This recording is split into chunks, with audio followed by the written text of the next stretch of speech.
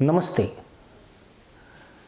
Iran Israel संकट के बीच जब दुनिया भर की निगाहें इस बात पर टिकी थी कि क्या भारत इस आग को बुझाने के लिए कोई बीच बचाव करेगा, तब भारत सरकार ने अपना रुख स्पष्ट कर दिया।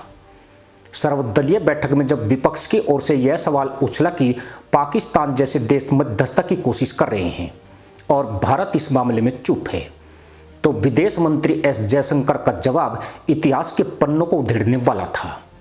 सूत्रों के अनुसार बैठक में पाकिस्तान की मध्यस्थता का जिक्र आने पर जयशंकर ने तंज कसते हुए कहा कि यह तो 1981 से चल रहा है। अमेरिका ने सालों से पाकिस्तान को ईरान के साथ बातचीत में लगा रखा है। सवाल यह है कि आखिर 1981 में ऐसा क्या हुआ था जिसका जिक्र कर विदेश मंत्री ने पाकिस्तान की हैसियत और अमेरिका के साथ उसके रिश्तों की पूरी कलाई खोलकर रख दी।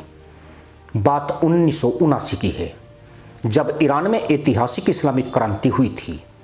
इस क्रांति के दौरान तेहरान स्थित अमेरिकी दूतावास पर ईरानी प्रदर्शनकारियों ने कब्जा कर लिया और 400 से ज्यादा दिनों तक अमेरिकी राजनयिकों को बंधक बनाए रखा। यह इतिहास का वह चर्चित बंधक संकट था जिसने अमेरिका और ईरान के रिश्तों में हमेशा के लिए एक गहरी खाई खोद दी। इस घटना के बाद 7 अप्रैल 1980 को अमेरिका और ईरान के बीच राजनयिक संबंध पूरी तरह से टूट गए। दोनों देशों ने एक दूसरे के यहाँ अपने दूतावास बंद कर दिए और सीधी बातचीत का कोई रास्ता नहीं बचा। लेकिन अंतर्राष्ट्रीय राजनीति में ध्रुव विरोधी देशों को भी संवाद का कोई न कोई बैक चैनल या पिछला दरवाजा खुला रखना पड़ता है। यहीं से उस व्यवस्था का जन्म हुआ जिसे जयशंकर ने दलाली का नाम दिया। जनवरी 1981 में अमेरिका और ईरान के बीच अल्जीरिया समझौता हुआ। इसके तहत तय किया गया कि दोनों देश एक दूसरे की राजधानियों में किसी तीसरे तटस्थ देश के राजनयिक संरक्षण में अपने इंटरेस्ट पर फोकस करेंगे। ईरान में अमेरिकी हितों की देखभाल का जिम्मा स्विट्जरलैंड के दूतावास को सौंपा गया, जो आज भी कायम है। वहीं अमेरिका की राजधानी वाशिंगटन डीसी में ईरान के हितों की जिम्मेदारी शुरुआत में अल्जीरिया को दी गई थी।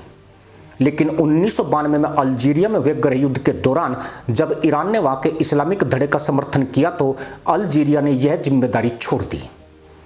अल्जीरिया के हटते ही पाकिस्तान ने इस अवसर को लपक लिया और अमेरिका में ईरान का संरक्षक बन बैठा। तब से लेकर आज तक अमेरिका में ईरान का जो भी आधिकारिक कामकाज होता है वह पाकिस्तानी दूतावास की छतरी तले ही होता है। वाशिंगटन डीसी के 2209 विस्कॉन्सिन एवेन्यू स्थित पाकिस्तानी दूतावास के पते से ही 2015 तक ईरानी सरकार ने अमेरिका में अपना काम किया। बाद में जगह की कमी के कारण ईरान को दूसरी जगह दे दी गई। लेकिन चौंकाने वाली बात यह है कि आज भी कानूनी और कूटनीतिक रूप से यह जगह पाकिस्तानी दूतावास का हिस्सा ही मानी जाती है और इसे पाकिस्तान का राजनयिक संरक्षण प्राप्त है। इस कार्यालय में काम करने वाले कर्मचारियों को पाकिस्तानी प्रोटोकॉल कवर मिलता है। करीब 15 लाख ईरानी अमेरिकियों के पासपोर्ट रिन्यू करने से लेकर जन्म और विवाह प्रमाण पत्र बनाने तक का सारा काम इसी दफ्तर से होता है। इस पूरी व्यवस्था को देखकर ही साफ समझ आता है कि पाकिस्तान अमेरिका और ईरान के बीच महज एक डाकघर की भूमिका निभाता है। जो भी देश इन दोनों ध्रुव विरोधियों के बीच बातचीत का सूत्रधार बनता है उसके कागजात इस्लामाबाद के जरिए ही आगे बढ़ते हैं। यह पाकिस्तान की उस अवसरवादी और दोहरी नीति का सबसे बड़ा उदाहरण है, जहां वह एक तरफ कर्जे के लिए ईरान के कट्टर प्रतिद्वंदी सऊदी अरब के सामने हाथ फैलाता है और खुद को सुन्नी दुनिया का मसीहा बताता है, तो दूसरी तरफ अमेरिका में तेहरान का राजनयिक चैनल भी चलाता है। जयशंकर का इशारा पाकिस्तान की इसी भूमिका की ओर था कि वह 1981 में बनी व्यवस्था के तहत आज भी दोनों पक्षों के बीच एक किराए के संदेशवाहक का काम कर रहा है।